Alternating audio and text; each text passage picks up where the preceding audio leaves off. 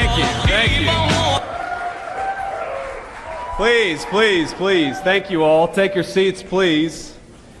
It is, I gotta say, it feels like a great homecoming to be here in Lima today. I am so thrilled to be with you all.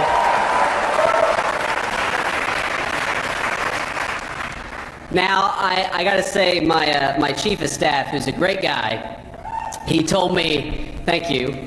You probably don't know who he is, but you're celebrating him anyway. He just got engaged, actually, so I'm very proud of him. He's doing things the right way, but, you know, he told me on Monday, which I guess is yesterday, he said, you know, sir, I think we might have to cancel this trip to Lima. And I said, I'm not canceling this trip to Lima for anything. I've been looking forward to this for months. We're not canceling this trip to Lima. And I don't know if you guys saw, but there's nothing going on in the news at all that would justify me canceling this trip to Lima. Why the hell would we cancel the trip to Lima, Ohio? It's a boring day in the White House, as you guys have probably seen. So let me offer a few words of appreciation. So I could probably thank half the people in this room, and I'm so thrilled to be with you this evening. And there are a few by name that I want to call out. So first of all, and I'm not even going to try to pronounce your last name, I never do, but Alex T., the great chair of the Ohio GOP. Thank you, Alex, for everything that you do. I've got to thank, and this is, guys, you should be glad I asked about this. I thought, because it says here, Senator Tony Schrader, but I know Tony. And he's not a lowly politician. He is actually the guy who operates behind the scenes. So our great GOP Central Committee man and also the chair of the Putnam County GOP, Tony Schrader. Tony, where are you, man? I love you.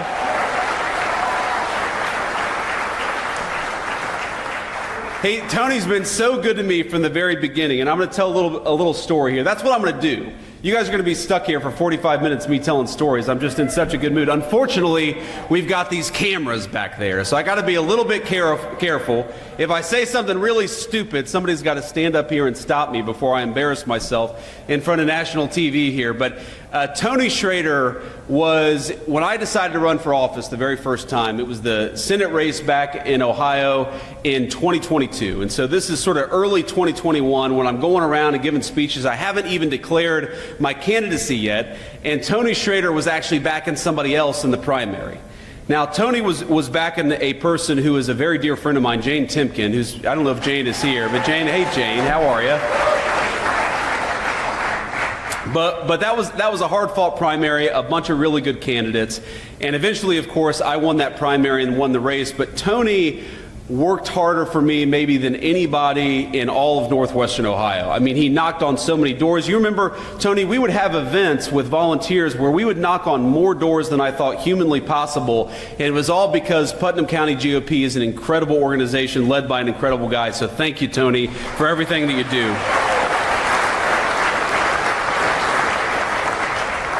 Of course, no thank you here is complete in Lima, Ohio, without thanking our great Allen County GOP Chairman Keith Cheney, who has an incredible voice. He was the announcer.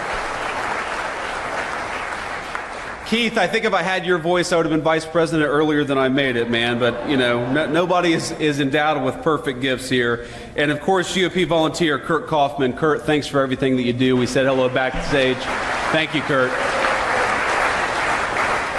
All right, so I got my thank yous, at least by name, at least until I noticed somebody else's face in the crowd here. But people always ask me what it's like to be Vice President of the United States, and I'll tell you a couple stories that illustrate that. So first of all, I didn't know that the president would make me his vice presidential running mate until literally the morning of the GOP convention. And if you walk back in time, you remember what happened. So the Saturday before the GOP convention, the president, I actually flew down to Florida to meet with the president, and we talked. It was the first time I had ever talked with him explicitly about becoming his running mate. And he said, you know, I'm not sure what I'm going to do, but it's probably going to be you, so go have fun the next couple of days.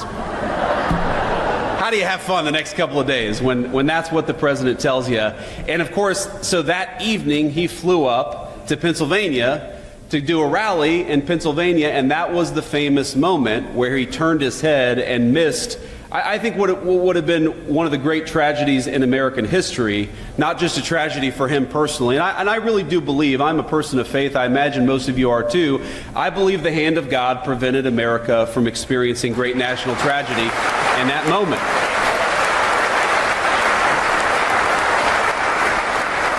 But so I call the president that night. It's probably 2 in the morning at this point. I call the president that night. Remember, I just met with him that morning talking about becoming his running mate. And I'm like, sir, how you doing? And he's like, I'm fine.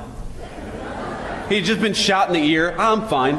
You know, nearly lost his life, but totally fine. He goes, how's it playing out there? And I'm like, Mr. President, I think it's playing pretty damn well, because if remember, he had that photo where he raises the fist iconically, and I said, I think that photo is going to go down in history as one of the great photos, and of course, I was right about that. So the morning of the convention, the morning he announces me to be his nominee, he calls me at around 11:45, and I'm not kidding you, I don't answer the phone. And I don't know what had happened. We had just landed in Milwaukee. We've got 3 little kids. You know, it was a hot day. We were trying to get through all the security to get to our hotel room. I don't know what happened. So I call him back 15 minutes later, and he answers the phone, and he says, JD, you just missed a very important phone call. I said, yes, Mr. President. And he said, I'm going to have to select somebody else now.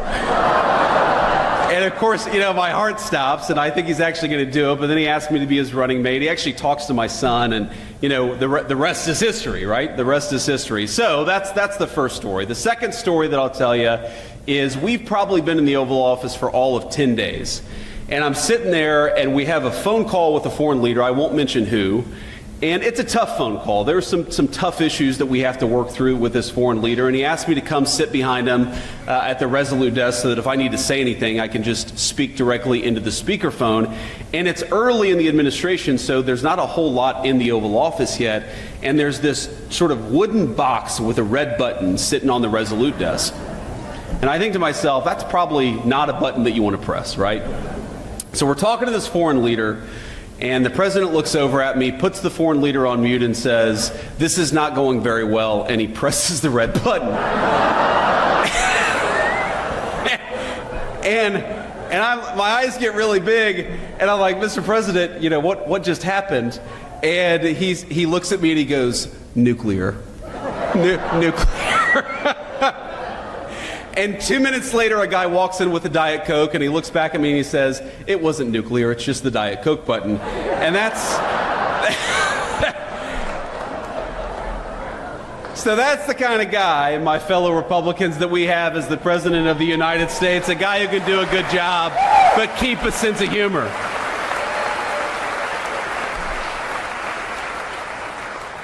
And I've learned a ton, even in 130 days, 140 days, however long we've been in office. I think I've learned more, I've had more on-the-job training than I think any person in the history of having a job for all of about 5 months. Because the thing that I've learned about the President of the United States, and I guess I kind of knew this a little bit, but I've really learned it seeing him interact with foreign leaders, with congressional leaders, and just doing the job of President of the United States is what makes the President so successful is he has the best instincts about people of anybody that I've ever seen in my life. He knows when somebody is selling him a load of BS. He knows when he's making progress, when he needs to cut something off. He knows when he's dealing with somebody that he can trust, and he knows when he's dealing with somebody that he can't trust. And I think if you think about everything that comes across the President's desk, I mean, just on, I guess this is yesterday, on Monday alone, the President of the United States, of course, we were trying to figure out what we were doing with the Israel-Iran situation. Of course, we had just launched the wildly successful attack that destroyed the Iranian nuclear facilities in Fordow and elsewhere. Thank you. But we know the Iranians are going to counterattack, and we're kind of trying to figure out, is it going to be a real counterattack, or is it going to be something more symbolic, more face-saving? He's dealing with congressional leaders about the one big beautiful bill that cuts taxes on overtime, cuts taxes for tips. Thank you. Really, really is the most important generational tax reform that we've had in this country in 30 years, and also provides billions of dollars to replenish the southern border funding that encourages us and empowers us to kick out the illegal immigrants and to stop the flow of illegal immigration into our country. So we're doing all these things, and that's just one Monday at the White House, and there's no person that could possibly, read all the briefing materials, the tens of thousands of pages of background on all this stuff. But what you need in that Oval Office is you need somebody with good instincts. You need somebody who can tell when a person is negotiating on behalf of the American people, and you need somebody who knows when they're negotiating against the interests of the American people. And I'll tell you, you do not want to be a person in Donald Trump's Oval Office who's negotiating against the interests of the American people, because they'll throw you the hell out and tell you exactly what he's going to do.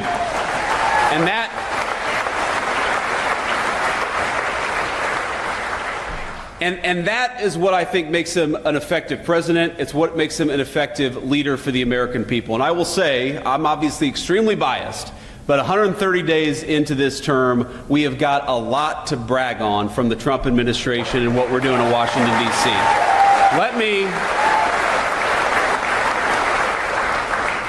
Let me run just through a few of the ways in which the Trump administration has been wildly successful. And let me start with the thing that is, of course, in the news.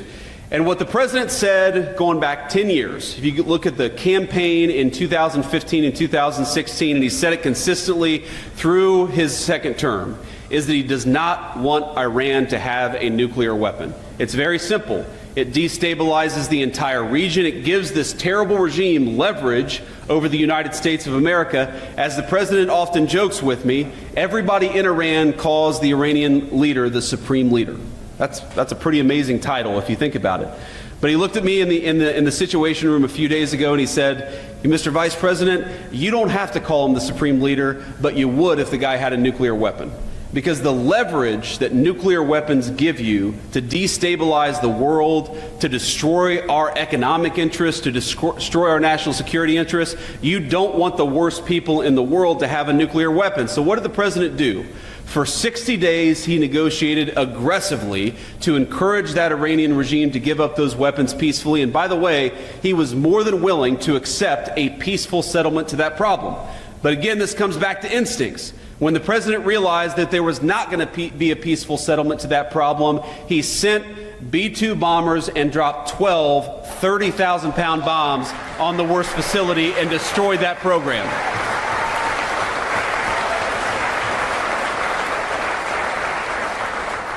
And I think there are a lot of Republicans, by the way, I count myself among them, who after the past 25 years, they don't want to get involved in another long-term, protracted Middle Eastern conflict. We all saw what happened with Iraq and Afghanistan. And so what I call the Trump doctrine is quite simple.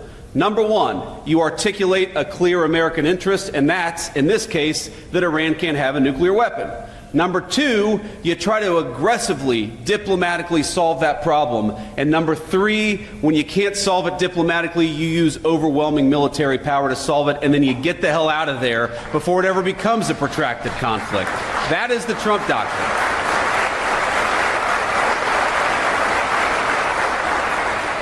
And to the Americans who are worried about this becoming a protracted conflict, I think the president solved that very quickly. Not only did we destroy the Iranian nuclear program, we did it with 0 American casualties, and that's what happens when you've got strong American leadership.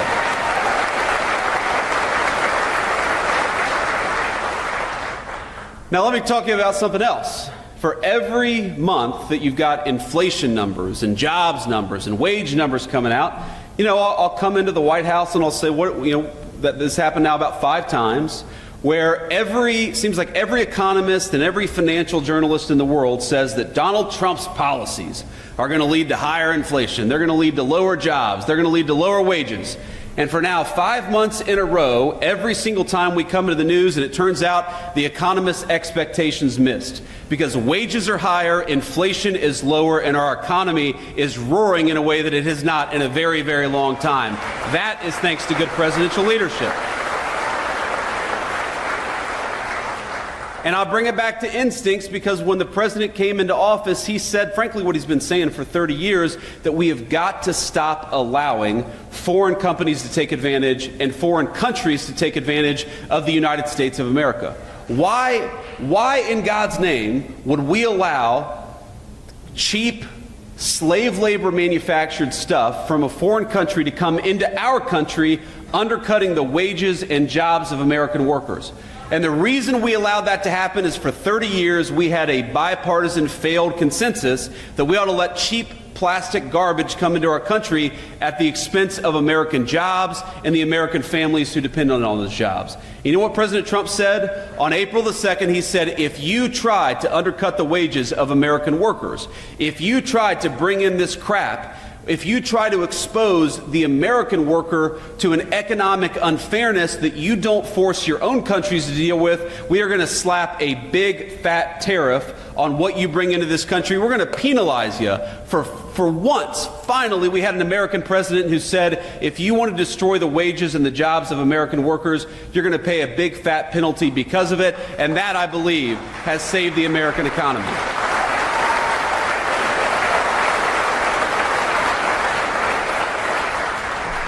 If you want to undercut American steel, you're going to have to pay a tariff. If you want to undercut American auto workers, you're going to have to pay a tariff. And all the economists said, well, what this is going to do is going to produce inflation. And no, what the president said is what it's going to do is one of two things. Number one, it's going to force a lot of people to move their factories back to the United States of America. And we've seen more foreign investment in the past 130 days than you've seen in any 130-day period in the history of this country. Or, he said, what it's going to cause is these foreign countries are going to open up their markets to American manufactured goods. Because here's the crazy thing. You go to Germany, you go to Japan, you go to South Korea. Some of these countries, by the way, are very important allies of ours. But how many American-made automobiles do you see on the streets of these foreign countries? Very often, zero. But we allow all of these countries to come in and do business on our shores. Well, the deal is fair trade. If we're going to let you do business in the United States of America, you damn well let us do business in your country, because that's how we create prosperity for American workers.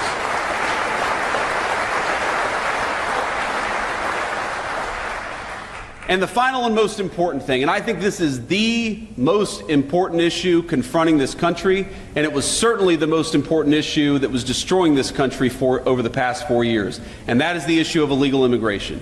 Now, if I had stood here in October of 2024 and you had told me that after 45 days of the Trump administration we would have illegal border crossings down between 95 to 99%, I would have said, whoa, whoa, whoa. I believe the president is very serious about this, and I believe the president is very effective. But there is no way that we're going to have illegal border crossings down that much, and I'm happy to report that 1.5 months into the Trump administration, we had illegal border crossings down 99%. It was a radical success, and it happened very quickly.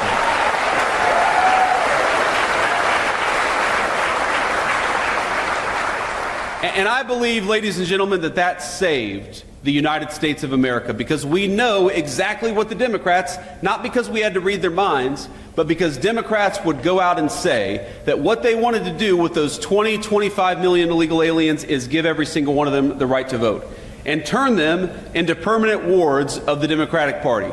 And if we allowed that to happen, if we allowed the Democratic Party to import voters instead of persuade voters, that would have been the end of American democracy. You hear the American media say all the time that Donald Trump is a threat to democracy. The threat to the democracy is Democrats importing voters instead of persuading their fellow citizens.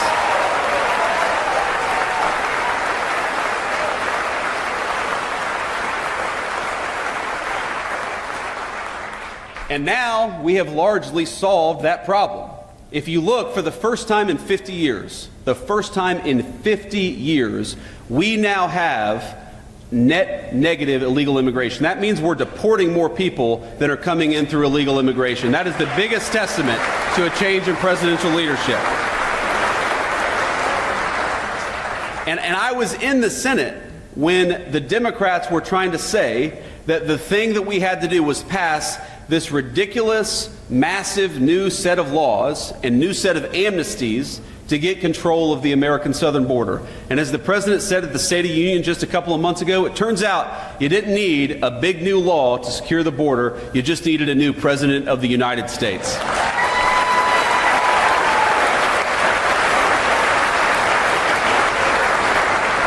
So we've done all these things with effective presidential leadership, and of course we've got a lot of good guys in Washington, D.C. who are working very hard. And I want to give a shout out. I don't believe that they're here. I actually believe that John Houston and Bernie Moreno, hopefully they're in Washington, D.C., working on the big, beautiful bill. They're doing a great job. And we are lucky in the state of Ohio to have great political leadership across the board.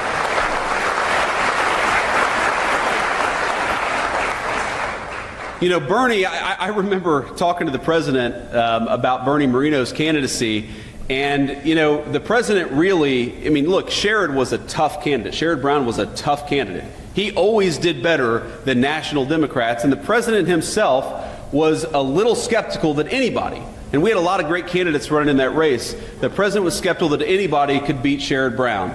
But I think what we showed him in the Ohio GOP is that while we had a reputation for a very long time as a purple state or even a blue state, thanks to the hard work of people, many of whom are in this room, I think Ohio is now solidly red, is going to stay red for a very long time.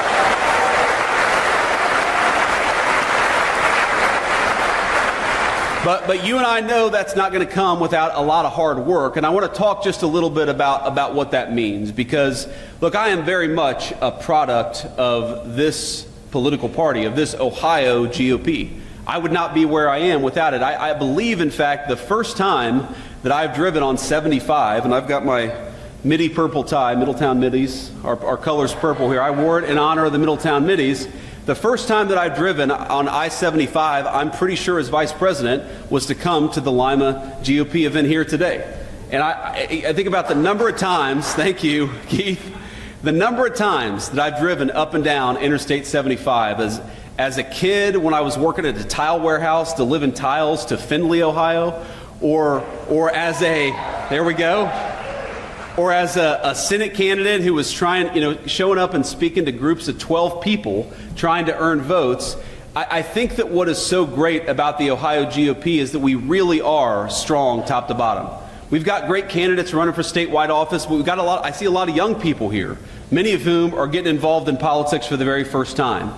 And I got to tell you, I've lived a very blessed life in politics. The president, he always gives me a little crap about this. He says, JD, you came out of nowhere, you were a senator, and then all of a sudden you were the vice president of the United States. I don't think anybody has had that much success in politics except for me. That's what the president always said. I was like, thank you, sir. I guess I'm the second, he always calls me the second most upwardly mobile politician, because he was the first. He came from no politics to president of the United States. So, but the thing is, you don't get people who run for political office without cultivating talent and cultivating the grassroots and actually encouraging people to get involved at every level of government. There's a lot of important stuff that we're working on at Washington, D.C., but there's a lot of cool stuff happening right here in Allen County, Ohio. There's a lot of important stuff that are happening at the State House. And frankly, a lot of the great political leaders of the future are going to learn from the political leaders of today at the Ohio State House or at the federal Capitol in Washington, D.C. The first exposure I ever had to politics was actually as a page in the Ohio Senate when I was a student at Ohio State University. That was the first time I had ever been exposed to the American political system, working for a great state senator by the name of Bob Schuller from southwestern Ohio. And I'm sure a lot of you remember Bob Schuller. He was a good guy. The first person who taught me how to respond to a constituent was Bob Schuller. The first person who taught me how to write a good letter and to research an issue was Bob Schuller. And my point here is that what you guys are doing is cultivating the people who are going to run this country and lead this country for the generation to come. So this party is what makes America great. This party is what makes it possible for us to run good candidates and to win elections in the future. And I just want to say from the bottom of my heart, this feels like a homecoming because it is, because I wouldn't be here. I wouldn't be the Vice President of the United States without many of the people in this room. And from the bottom of my heart, I thank you and I love you.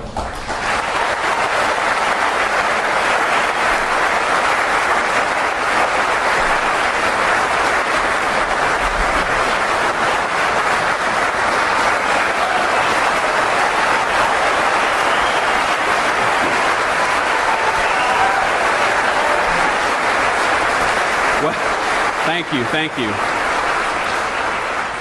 I should quit while I'm ahead, honestly. I should just walk out the door now. I'm not going to do much better than that, I think. But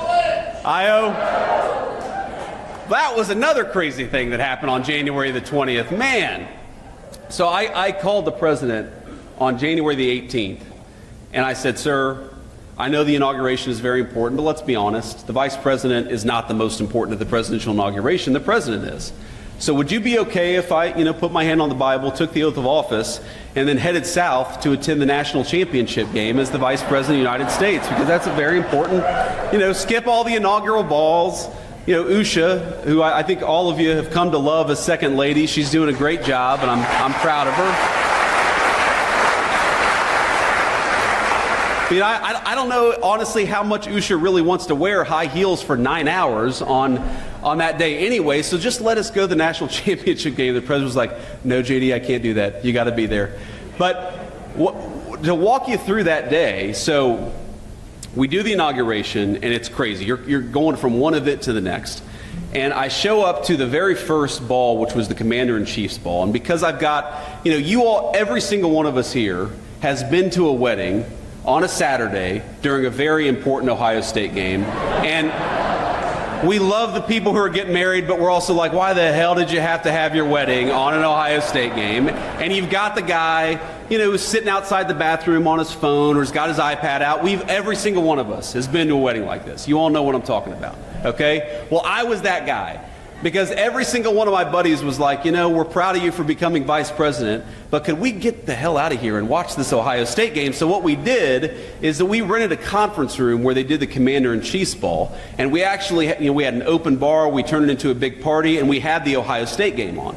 So I go in there, right, for like 20 minutes. It was the only 20 minutes that I kind of got to myself, and I, hung out with my buddies, and we watched Ohio State. And if you remember this game, Ohio State got a massive early lead over Notre Dame, right? The beginning of the game was very, very good. So I kind of started to relax a little bit. It's like, oh my God, I just got inaugurated vice president, and the Buckeyes are going to the national championship all on the same day. This is the best day of my life, right? It's not going to get much better than this. And then, we went to a couple balls, and then I think it was after the second ball, before the third ball, I was watching on the TV, and Notre Dame started to catch up a little bit. If you all watch this game, you remember Notre Dame started to catch up a little bit, and so I was like, you know what? I'm going to be late to the third ball, and I'm going to sit here and watch this game. Because if Ohio State loses, I'm going to hate myself forever for not having sat here and cheered on the team during these final moments. Of course, it all worked out. Ohio State won. They came to the White House. I don't know if you saw, I broke the damn trophy when they came to the White House. That was one of the most embarrassing moments of my life. I was hoping that, no, we didn't see that. We didn't see that, JD. No, all of you are laughing. Everybody saw it. But the point is that it was an amazing way to connect the great Buckeye state of Ohio and what was happening, because without this state's GOP in particular, Donald Trump would not have been president the first time, and we certainly wouldn't have the great Senate majority that we now have for the second administration.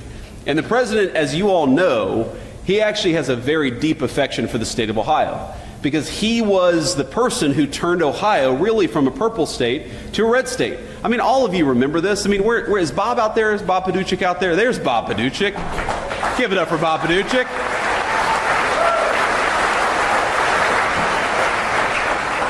But, back in the day, there was this idea that, all the polls even, right, Bob? At least all the public polls were saying that the president was going to lose Ohio, and then he won Ohio by 8 points. And, of course, he won it by a much bigger margin the second and third time around. But he recognizes that what this state represents is hardworking, patriotic Americans who feel abandoned by the Democratic Party, and the Republican Party is now the home for people who work hard, who play by the rules, who want to live in safe communities, and just want a government that looks out for their interests and no one else's interests. That's what this party is ultimately all about.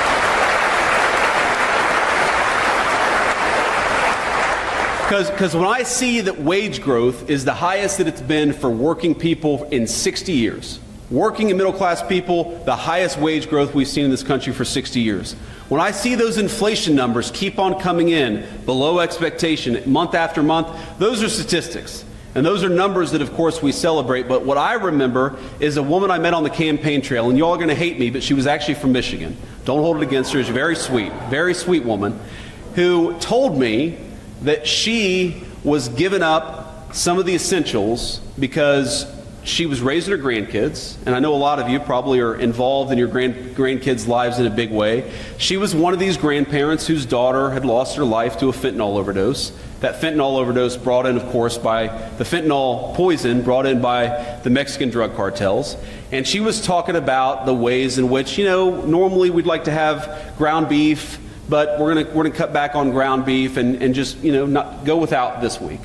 Or, normally I like to make them eggs in the morning, but we're just going to do toast in the morning because eggs are a little expensive. And she walked me through all the ways in which, because she was taking care of kids she hadn't anticipated, and because grocery prices were going up so much under the Biden administration, that she was struggling financially in a way that she never had in her entire life. And I thought about the common thread that tied together this woman's suffering to the political leadership in Washington, D.C. First of all, why was her daughter gone in the first place? Because our leadership decided that we were going to let illegal Mexican drug cartels bring this poison into our country in the first place. That was the first way our leadership failed her. The second way our leadership failed her is with economic policies that made it so unaffordable that she gave up eggs and decided that she was just going to have her grandkids eat toast. The third way that this country had failed her is because the education system, where she just wanted to send her grandkids to learn reading, writing, and arithmetic, she was terrified that they were falling behind, that they were learning, if anything, propaganda from political activists instead of the basics that would help them get ahead in life and eventually have a good career to be able to provide for themselves. At every step of the way, the previous administration had failed this woman, and I could see it in her eyes, the American dream, this very idea that the next generation is going to be better than the generation that came before it. She was losing faith in that American dream. Now, I haven't talked to that woman since we were elected. I haven't talked to that woman since the campaign stop where I met her probably 7 or 8 months ago. But when I see that energy prices are lower, when I see that illegal immigration is down, when I see that fentanyl overdoses are down, when I see the president under his leadership, we're arresting Mexican drug cartel members at record numbers, what I see is an Ohio Republican Party and a national Republican Party that is fighting successfully for the American dream.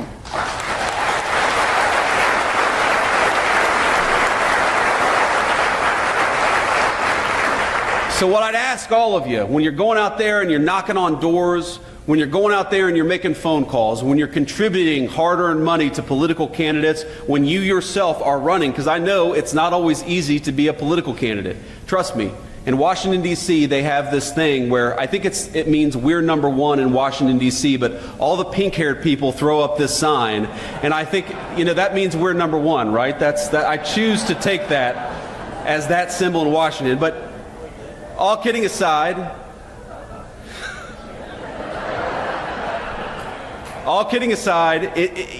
sometimes this job of politics is inspiring, and sometimes it's hard work. And you take the good work, the inspiring work with the hard work, but I want you to remember that what we're trying to do is create the kind of country where that woman's grandchildren can grow up and go to a safe school where they get a good education.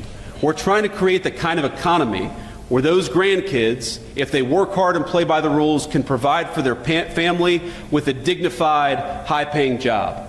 We're trying to create the kind of country where that woman knows that her leadership cares more about her and her family than they do about Mexican drug cartels. We are trying to create the kind of country where the American dream is alive and well. We're off to a good start. Thank you for all you've done to help us. God bless you guys.